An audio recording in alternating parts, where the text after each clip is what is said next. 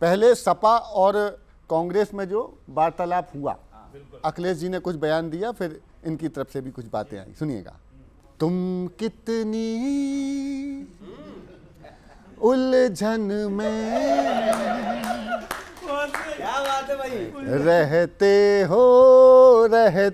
हो फिर भी गठबंधन में रहते हो। और क्या कहते हो, क्या कहते हो?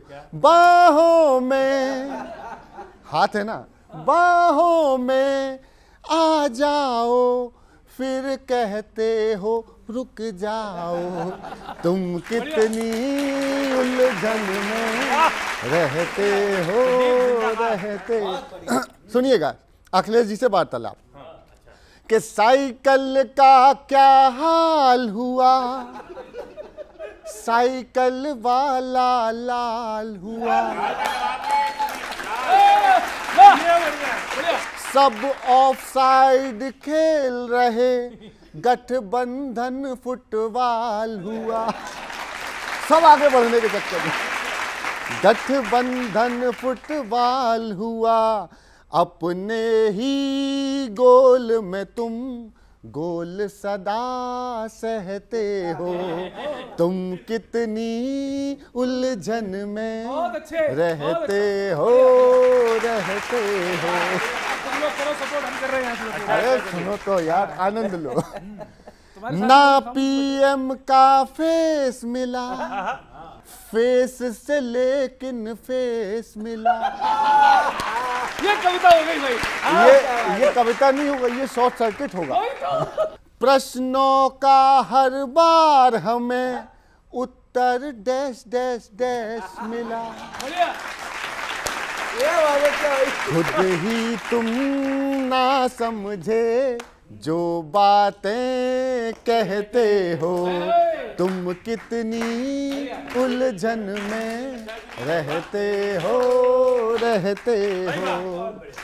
और ये तो उलझन आपकी हो गई, लेकिन अंदर की अंदर जो उलझन है वो भी सुन लीजिए। अभी कमलनाथ जी ने एक प्रत्याशी के समर्थक आए तो उनसे कहा भैया मेरे पास मत आओ, जाके दिग्विजय सिंह जी के कपड़े फाड़ो। तो उस कपड़ा फाड़ जो आपका गठबंधन है उसके लिए भी सुन लीजिएगा। और ये मैं मध्य प्रदेश से आया हूं तो वहां बुंदेली लोकगीत की एक धुन पे मैंने लिखा है, सुनिएगा, अच्छा लगेगा आपको। कमलनाथ कहें दिग्गी के फाड़ कपड़ा, कमलनाथ कहें करें पार्टी में रोज रोज नए लफड़ा। कमलनाथ कहें भाजपा को छोड़ कांग्रेस में जो आया, ना तो उन्हें राम मिले ना ही मिली माया। भरे सावन में उल्टे उड़ाए छपरा। कमलनाथ कहें दिग्गी के फाड़ कपड़ा, कमलनाथ कहें। और एक बयान और दिया उसके बाद, जब दोबारा कमलनाथ जी और दिग्विजय सिंह जी मिले एक मंच पर। राजा को सौंप दई पावर एटर्नी, भरनी ना पड़ जाए अपनी ही करनी। खाब महलन के गुइया ना पाए टपरा। कमलनाथ कहें खाब महलन के गुइया ना पाए टपरा। कमलनाथ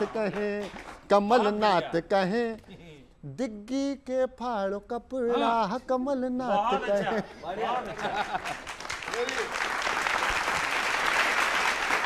नहीं, ऐसा है कि इस देश में आपने कहा कि कपड़े फाड़ने की बात कही आपने, तो इस देश में नीलकंठ की पूजा होती है। विष पिलाने वाले की नहीं, विष पीने वाले की पूजा होती है। तो दिग्विजय सिंह जी बन गए नीलकंठ।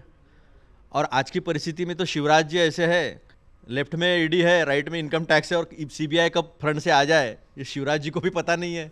एमपी में और राजस्थान में कांग्रेस जनता के लिए काम कर रही है और बीजेपी अपने नेताओं को हटाने के लिए काम नहीं कर रही ना।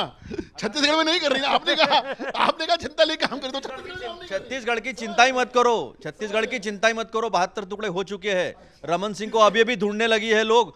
रमन सिंह के रोड शो में 100 लोग नहीं थे। तो क्या कह रहा है शिवराज वहां पर, शिवराज ने क्या कहा सारे दुनिया को पता है। तो मैं भी थोड़ा सा बता दूं। कविता सुना रहे हैं? नहीं, कविता नहीं, एक थोड़ा शेर टाइप है। तो लगा के देख लो, जो भी हिसाब है घटा के मुझको वो भी गिनती में नहीं रह पाएगा। घटा के मुझको वो भी गिनती में नहीं रह पाएगा। तो ये शिवराज भी कह रहे हैं और वसुंधरा भी कह रही है, बढ़िया। छत्तीसगढ़ तेलंगाना में जगह ही नहीं है और मिजोरम में जाने की हिम्मत नहीं है। और पाटिल साहब अब शेर मैं सुनाता हूं आपको। आपकी तो खैर बहर और काफिये बहुत ही दुरुस्त थे। अब मैं भी कोशिश करता हूं, एक मतला और एक शेर से बात शुरू करता हूं। अभी क्या हुआ दोस्तों, इनके यहाँ मध्य प्रदेश में एक समस्या ये आई है कि बाहर से पैरासूट कैंडिडेट आ रहे हैं और उसमें भी बॉलीवुड से।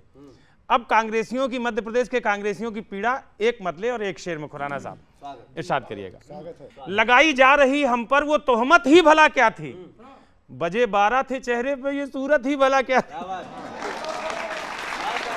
ये सूरत ही भला क्या थी। और बात तो ये है कि हमारी पार्टी में खुद भरे हैं एक्टर इतने, कांग्रेस मध्य प्रदेश कह रही है राहुल जी से, हमारी पार्टी में खुद भरे हैं एक्टर इतने, तो बॉलीवुड से लाने की जरूरत ही भला क्या थी। एक और बात है,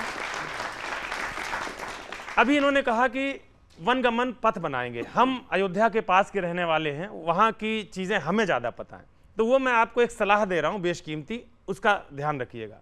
मध्य प्रदेश कांग्रेस सोच रही है कि सरकार बनाने की मंजिल तक पहुंचने का रथ बनवाएंगे। घोषणा पत्र में कहा गया है कि राम वनगमन पथ बनवाएंगे। राम जी से किया गया वादा पूरा ही कर देना, वरना मामला खास हो जाता है। अयोध्या में रामलला का मंदिर गवाह है, झूठी बकवास करी तो सत्ता से वर्षों तक का वनवास हो जाता है, वर्षों तक का वनवास हो जाता है।